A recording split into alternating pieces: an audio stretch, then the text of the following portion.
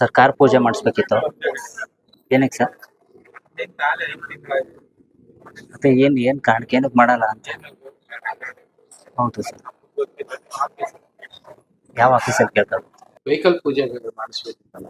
ಅಲ್ಲಿ ಹೋಗಿದ್ದಕ್ಕೆ ಕೊಡಲ್ಲ ಅಂತ ಹೇಳ್ತಾ ಇದಾರಲ್ಲ. ನಿಮ್ಮನ್ ಕೇಳಿ ಅಂತಾರೆ. ನಾವು ಆಫೀಸರ್ ಅಲ್ಲ. ಅಲ್ಲ ಏನಕ್ಕೆ ಹೊರಗಡೆ ಕೇಳ್ಬಿಟ್ಟು ಯಾಕೆ ಕೊಡ್ತೇನೆ ಅಂತ ಕೇಳೋಣ. ಅಲ್ಲ, ಹೊರಗಡೆಯಿಂದ ಬರೋದು ಹೊಸ ವೆಹಿಕಲ್ಗಳು ತಗೊಂಡ್ರೆ ಇಲ್ಲಿ ಪೂಜೆ ಮಾಡಿ ಅದು ಎದ್ದಕ್ಕಿದ್ದಂಗೆ 4-5 ತಿಂಗಳು ನಿಲ್ಲಿಸಿದ್ದಾರೆ ಅಂದ್ರೆ ಏನಕ್ಕೆ ಸರ್? ಅಲ್ಲ ಅಲ್ಲಿ ಬೋರ್ಡ್ ಅಲ್ಲಿ ಇದೆಯಲ್ಲ. ಇನ್ಸ್ಟ್ರಕ್ಷನ್ ಪ್ರಕಾರ ಅಲ್ಲೇ ಇದೆ. ಒಂದು ಇಲ್ಲಿ ಸಮಸ್ಯೆ ಏನಂತಂದ್ರೆ, ನಾವು ಬೇರೆ ಬೇರೆ ಕಡೆಯಿಂದ ಬರೋಂಥ ಭಕ್ತಾದಿಗಳಿಗೆ ಅವ್ರ ವಾಹನಗಳನ್ನ ಪೂಜೆ ಮಾಡಿಸ್ಬೇಕು ಅನ್ನೋದು ಒಂದು ಇರುತ್ತೆ. ಅದೇ ಥರ ನಾವು ಹಲವು ವರ್ಷಗಳಿಂದ ಇಲ್ಲಿ ಬರ್ತಾ ಇದೀವಿ, ನಮ್ಮ ವಾಹನಗಳನ್ನ ಪೂಜೆಗಳು ಮಾಡಿಸ್ತಾ ಇದ್ದೀವಿ, ಹೋಗ್ತಾ ಇದ್ವಿ. ಈಗ ಬಂದು ಕೇಳಿದಾಗ ಇಲ್ಲಿ ಇಲ್ಲ ಪೂಜೆ ಮಾಡ್ತಾ ಇಲ್ಲ ಅಂತ ಹೇಳ್ತಾರೆ. ಏನಕ್ಕೆ ಮಾಡ್ತಾ ಇಲ್ಲ ಅಂತ ಹೇಳಿ ಏನು ಅವರು ಕಾರಣ ಕೊಡೋಕೆ ರೆಡಿ ಇಲ್ಲ.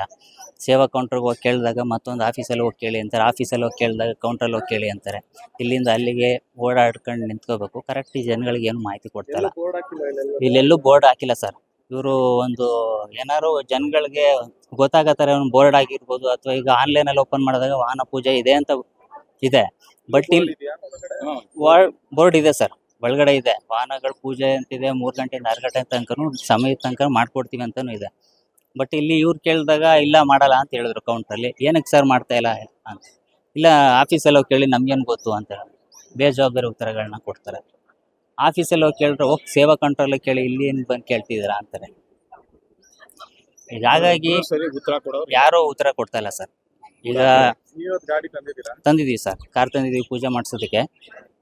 ಇಲ್ಲಿ ಪೂಜೆ ಮಾಡಿಸೋದಕ್ಕೆ ಅಂತ ಹೋಗಿ ಕೇಳಿದಾಗ ಈ ಥರ ಹೇಳಿದ್ರು, ಮಾಡ್ತಾರೆ.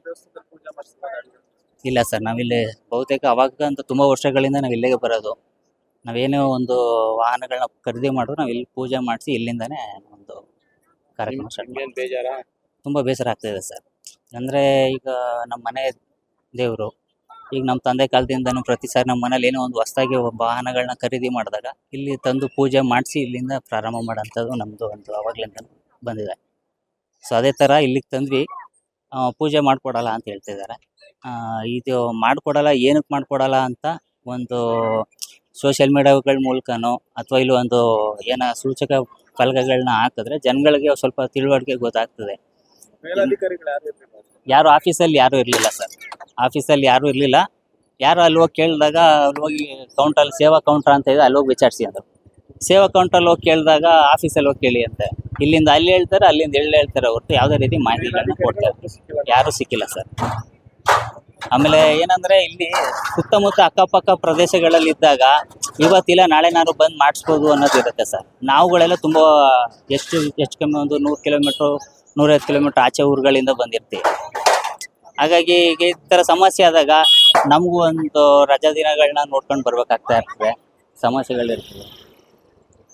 ಒಂದು ಏನಾದ್ರು ಒಂದು ಮಾಹಿತಿ ನೀಡಿದ್ರೆ ತುಂಬ ಒಳ್ಳೆಯದು ಸರ್. ಮುಂದೆ ಬರೋಂಥ ಎಲ್ಲೂ ಬೋರ್ಡ್ಗಳು ಸಿಕ್ಕಿಲ್ಲ.